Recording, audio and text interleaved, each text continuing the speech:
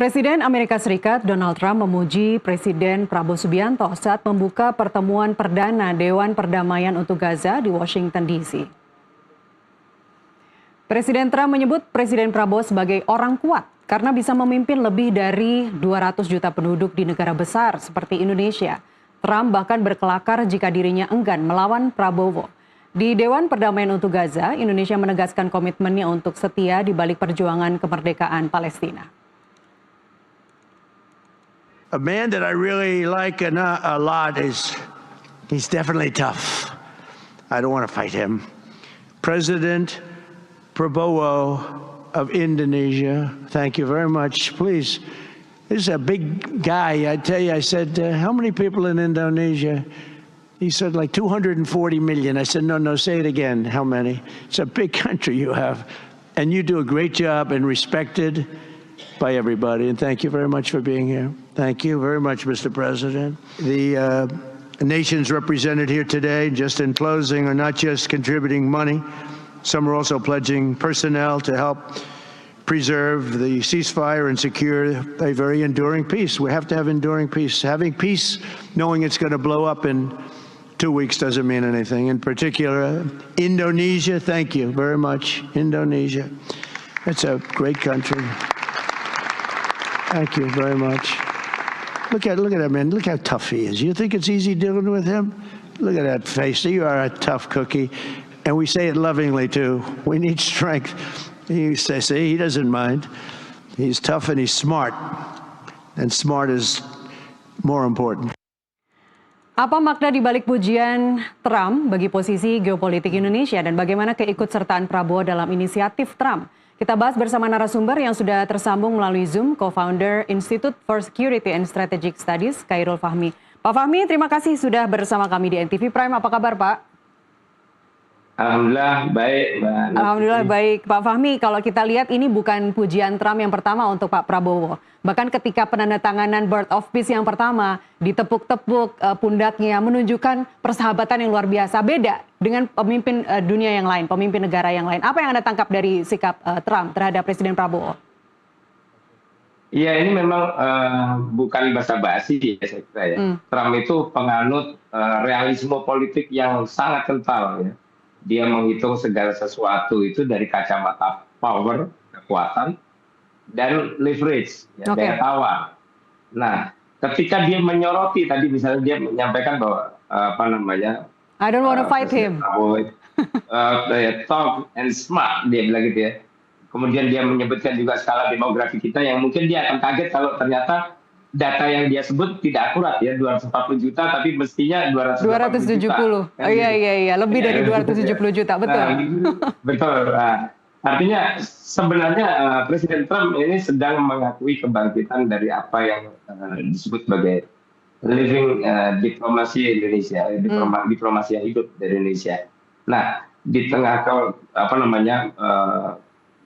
kompleksitas global seperti sekarang, ya, ternyata diplomasi kita itu tidak lagi sekedar retorika di panggung, tidak lagi sekedar retorika di atas kertas, tapi diplomasi yang hidup, punya gigi dan berani ambil resiko.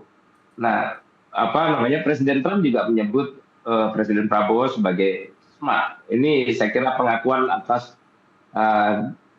diplomasi resilient kita ya. Di bawah, kalau kita lihat kan di bawah arahan Presiden Prabowo, kemudian eksekusi berbelakangan ini oleh Menlu Sugiono, Indonesia memang terlihat ya sedang mempraktikkan siasat yang cukup cerdas gitu ya. Kita merangkul kekuatan ekonomi Tiongkok, tapi di saat yang sama kita juga bisa membuat Amerika Serikat mengakui bahwa misalnya stabilitas Indo-Pasifik, bahkan Timur Tengah itu akan semakin besar peluangnya untuk tercapai dengan keterlibatan langsung Jakarta. Nah, jadi saya kira ini pujian yang tidak basa-basi ya?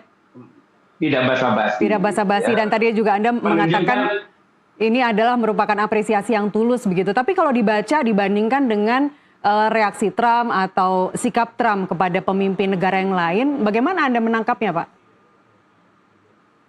Ya itu tadi ya, saya kira ketika dia menyampaikan pujian, Trump itu apa namanya berhitung dari perspektif kekuatan dan leverage ya, daya tawar yang dia sampaikan, kalimat kata-kata yang dia sampaikan, kalimat-kalimat yang dia ucapkan itu kan menunjukkan bahwa dia mengingat gitu ya apa yang menjadi apa namanya kekuatan dan apa yang menjadi daya tawar dari pemimpin yang dia sedang ingin mention gitu ya, termasuk ketika dia menyebut bahwa apa namanya kalian pikir mudah bernegosiasi dengan Presiden Prabowo, itu kan menunjukkan bahwa dia mengakui bahwa apa namanya kita punya daya tawar yang cukup dan kekuatan yang perlu diperhitungkan. Oke, sebenarnya Trump juga nggak pelit pujian ya Pak Fahmi kalau kita lihat di pidato pembukaan di Davos kemarin kepada Presiden Kazakhstan misalnya atau Presiden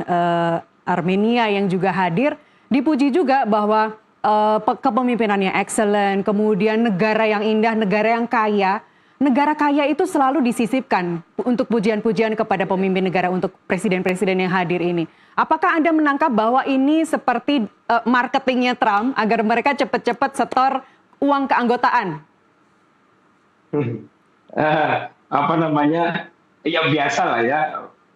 Presiden Trump ini juga dari kalangan pedagang, dari kalangan pengusaha kan. Dia juga punya caranya sendiri, triknya sendiri untuk merawat hubungan dan kemudian untuk mencapai tujuan-tujuannya kan gitu.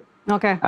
Ya bisa saja ada dugaan seperti itu ya, tapi kan tentu apa namanya Indonesia misalnya dalam hal ini tidak berhitung segampang itu ya. Tapi kalau kita mengutip lagi apa yang disampaikan Presiden Prabowo di pertemuan kemarin, yang disampaikan adalah bahwa sejak awal membaca rencana perdamaian yang disampaikan oleh Presiden Trump dan apa namanya dan rencana itu dikaji, Presiden merasa bahwa kita